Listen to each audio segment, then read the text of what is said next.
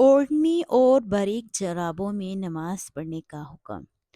सवाल है, ऐसी बारीक ओढ़नी में कि जिससे औरत का लिबास नजर आ रहा हो, नमाज पढ़ने का क्या हुक्म है?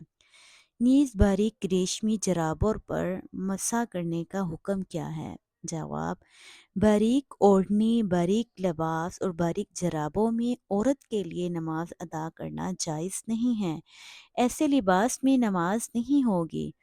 औरत को ऐसे बापर्दा लिबास में नमाज पढ़नी चाहिए जिससे इसका जिस्म और दूसरे यानी नीचे पहने हुए कपड़े का रंग नज़र ना आए, क्योंकि औरत तमाम की तमाम पर्दा है।